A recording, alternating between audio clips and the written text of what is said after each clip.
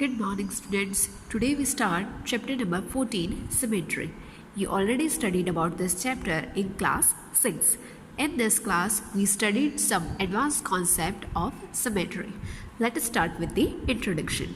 Symmetry is an important geometric concept commonly exhibited in nature and is used almost in every field of activity. Artists, professionals, designer of clothing or jewelry, car manufacturer, architect, and many others make use of the idea of symmetry. The beehives, the flower, the tree leaves, religious symbol, rugs and handkerchief, everywhere you find symmetrical designs. So here यहाँ पे बताया गया है जो symmetry है वो बहुत सारी जगह पे यूज़ होती है, जैसे कि नेचर में यहाँ पे जो नेचुरल बॉडी शेप्स है उसमें भी सिमेट्री देखने को मिलती है, जैसे कि यहाँ पे हम देख सकते हैं. Similarly in case of human beings भी देख सकते हैं हमारा जो बॉडी शेप है वो कैसा है, सिमेट्रिकल है, राइट. देन हियर कार भी सिमेट्रिकल है. यहाँ पे अगर हम लाइन ऑफ सिमेट्री ड्रॉ करेंगे तो वो इक्वली डिवाइड होगी इन 2 पार्ट्स. यहाँ पे आर्किटेक्ट क्या करते हैं, दे कंस्ट्रक्ट बिल्डिंग. तो बिल्डिंग के केस में भी यहाँ पे सिमेट्री यूज होती है. यहाँ पे भी हम देख सकते हैं लाइन ऑफ सिमेट्री ड्रॉ करेंगे तो यहाँ पे both side are equal. You have already had a feel of line of symmetry in your previous class.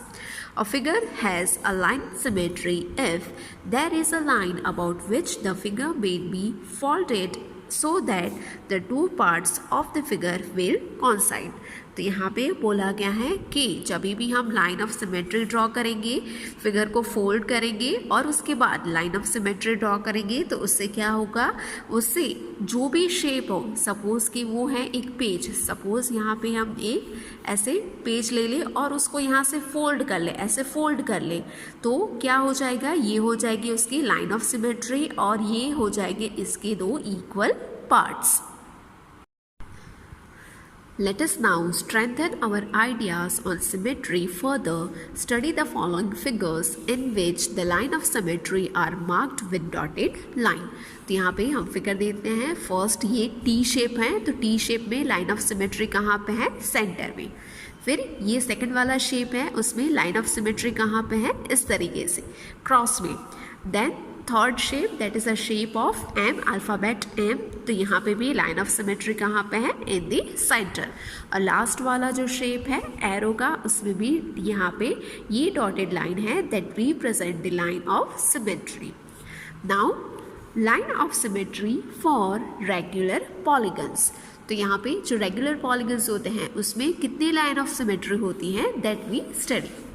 So here the regular polygons are symmetrical figures and hence their lines of symmetry are quite interesting. Each regular polygon has many lines of symmetry as it has sides. We say that they have multiple lines of symmetry.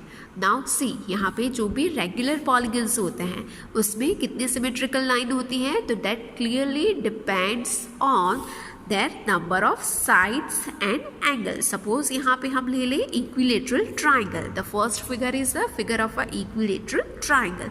तो यहाँ पे इसकी कितनी vertex हैं, यहाँ पे 1, 2 and 3. Equilateral triangle having 3 vertices. तो यहाँ पे ये सारी vertex में से सपोज यहाँ पे मैंने ये वाली vertex ले ली तो यहाँ से अगर मैं इस तरीके से लाइन ड्रॉ करूँगी तो ये क्या हो जाएगी, मेरी लाइन ऑफ सिमेट्री. तो ये हो गई मेरी फर्स्ट लाइन. फिर सिमिलरली ये वाली वर्टेक्स में से मैं एक लाइन ड्रॉ करूँ तो ये हो जाएगी मेरी सेकंड लाइन ऑफ सिमेट्री. और ये वाली वर्टेक्स में से अगर मैं लाइन ड्रॉ करूँ तो ये हो जाएगी मेरी third line of symmetry. Okay, but हमको ध्यान रखना है कि this is the equilateral triangle. Equilateral triangle means कि ऐसा ट्राइंगल कि जिसकी सारी साइड्स हैं वो कैसी होंगी, इक्वल होगी. अब यहाँ पे ले लेते हैं स्क्वायर. तो स्क्वायर में कितनी साइड्स हैं, 4 साइड्स हैं, ठीक है. तो यहाँ पे सबसे पहले फर्स्ट लाइन ऑफ सिमेट्री ये हो जाएगी हॉरिजॉन्टल लाइन.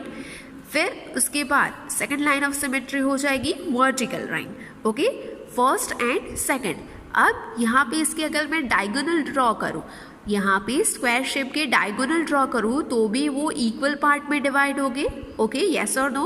अगर यहाँ से मैं सिर्फ यही लाइन ड्रॉ करूँ तो दैट मीन्स कि उसका इस साइड का पोर्शन और ये इस साइड का पोर्शन दोनों इक्वल हो जाएंगे, तो ये भी हमारी लाइन ऑफ सिमेट्री हो जाएगी. तो ये हो गई third line of symmetry. Similarly अगर मैं इस तरीके से ये वाला डायगोनल ड्रॉ करूँ तो भी मेरा स्क्वायर शेप है that divide in equal two parts. तो ये हो जाएगी मेरी फोर्थ लाइन ऑफ सिमेट्री. तो स्क्वायर शेप में कितनी लाइन ऑफ सिमेट्री होगी? 4 लाइन्स. अब चलते हैं रेगुलर पेंटागन पे. तो रेगुलर पेंटागन दैट मीन्स कि पेंटागन मीन्स क्या?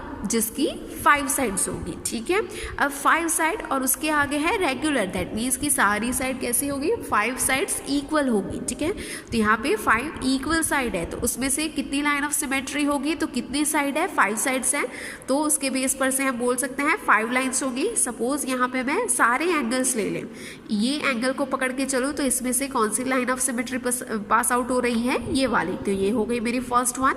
फिर इसके बाद ये वाला एंगल है, इसको लेके हम चले तो उसमें से एक और, तो ये हो गई मेरी second line of symmetry.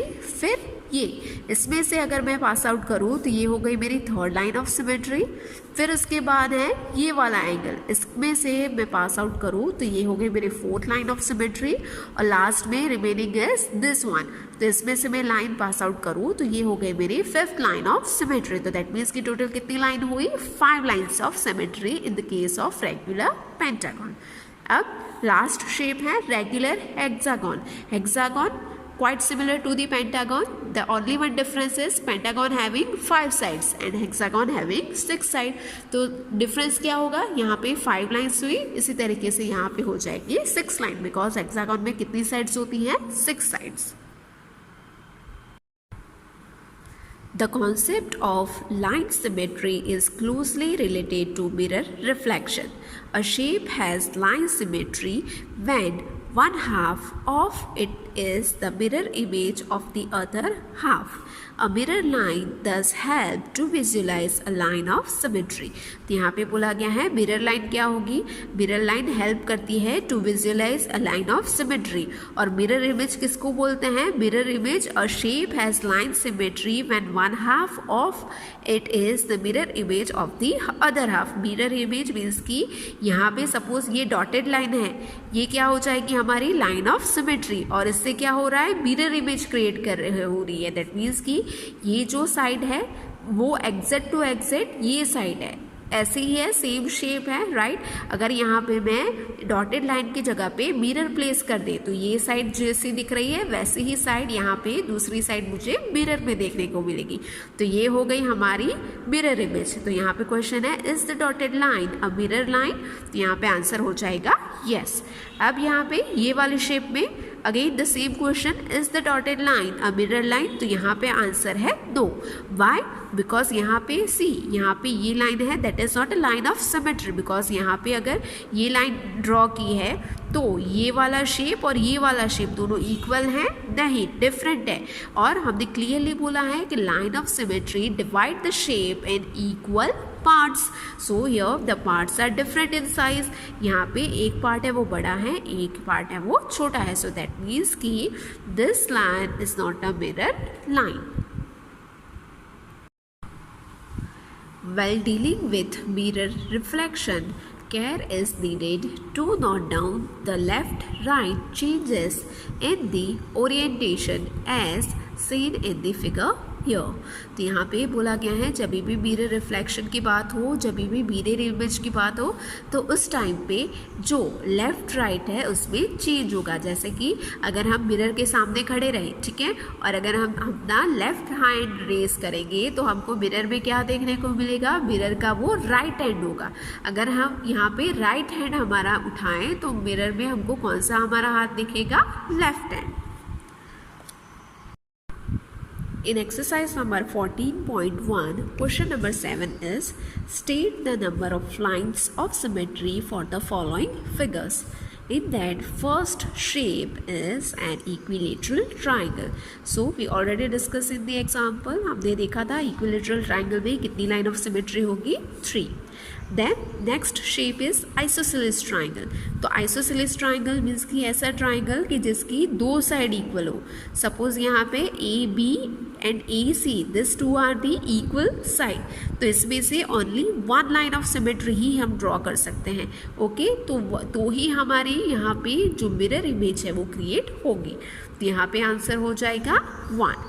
Then next one is scalene triangle. Scalene triangle means if none of the three sides of a triangle are equal to each other, then it is called a scalene triangle.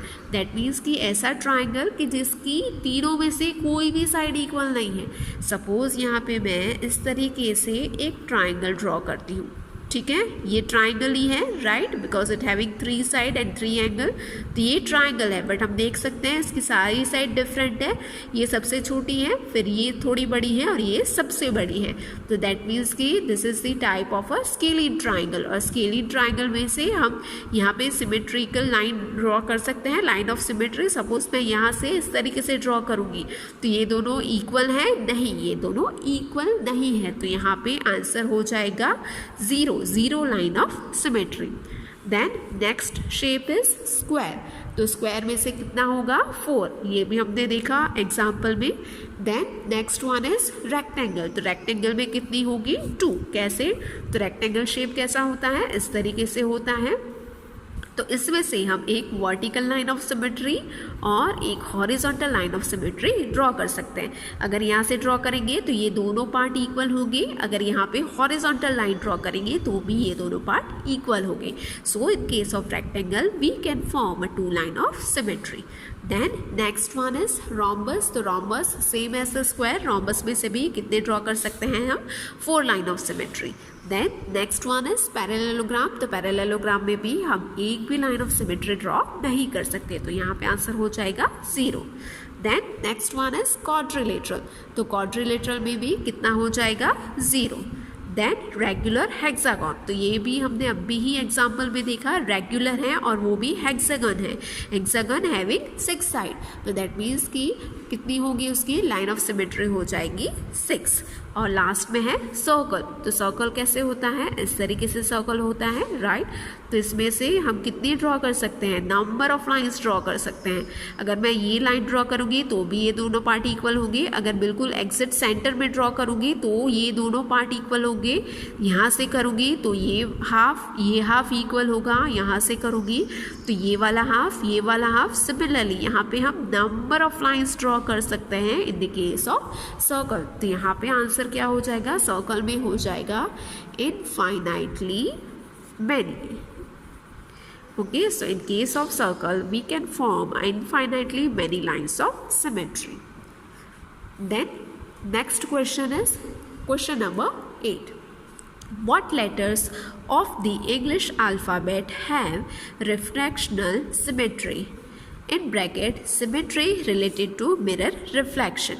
अब यहाँ पे हमको बताना है कि English alphabet में ऐसे कैसे कौन से अल्फ़ाबेट हैं कि जिनके पास रिफ्रैक्शनल सिमेट्री है. रिफ्लेक्शन सिमेट्री मीन्स कि जो हम मिरर इमेज क्रिएट करते हैं वही. यहाँ पे ब्रैकेट में हिंट दी है, symmetry related to the mirror reflection. So in that first one is vertical mirror. Vertical mirror means कि यहाँ पे सपोज ये मैंने ड्रॉ की वर्टिकल लाइन. तो इंग्लिश में कितने ऐसे अल्फ़ाबेट हैं कि जिसमें मैं वर्टिकल लाइन ड्रॉ करूँ तो 2 साइड इक्वल होगी. तो कौन से होंगे यहाँ पे वर्टिकल मिरर में, यहाँ पे हो जाएगा आपका एक तो ए. ठीक है, ए में से बीच में से लाइन ड्रॉ करेंगे तो दोनों पार्ट्स इक्वल होंगे. फिर होगा एच में भी सेंटर में से मैं ड्रॉ करूँगी तो दोनों साइड इक्वल होगी. फिर नेक्स्ट होगा आई में से भी मैं यहाँ से ड्रॉ करूँ तो दोनों पार्ट्स इक्वल होंगी. Then M O T U V W X and Y. Last में हो गया Y.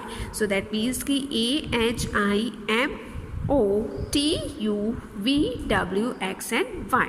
So this many alphabets having a vertical mirror image. Okay, it's quite understood. यहाँ पे ये सारे अल्फ़ाबेट्स में अगर मैं वर्टिकल लाइन ड्रॉ करूँगी तो ये सारे अल्फ़ाबेट हैं वो इक्वली डिवाइड होंगे into parts.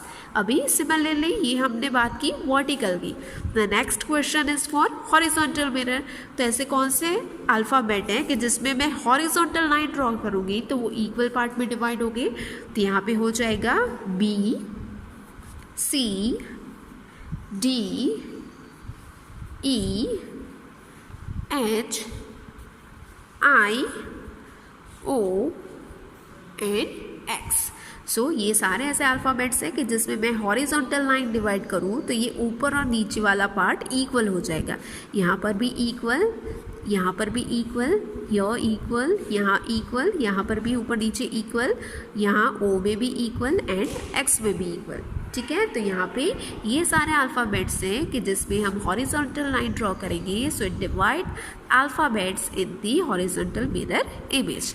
And last one is both horizontal and vertical mirrors.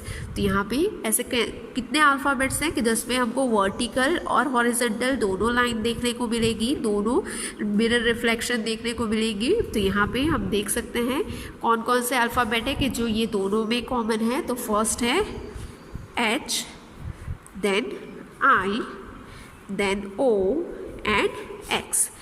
H, I, O, X। यहाँ पर भी है सिमिलरली, यहाँ पर भी H, I, O and X। So that means कि this four alphabeticals are common and we can see both horizontal and vertical mirror image in these four alphabets। Question number 9 is give 3 examples of shapes with no line of symmetry। तो यहाँ पे हमको कोई भी 3 ऐसे shape के example देने हैं कि जिसमें हमको कोई भी लाइन ऑफ सिमेट्री नहीं देखने को मिलती। तो यहाँ पे इसका आंसर हम यहाँ से भी देख सकते हैं। 0 लाइन ऑफ सिमेट्री किस में है, यहाँ पर है, यहाँ पर है, यहाँ पर है।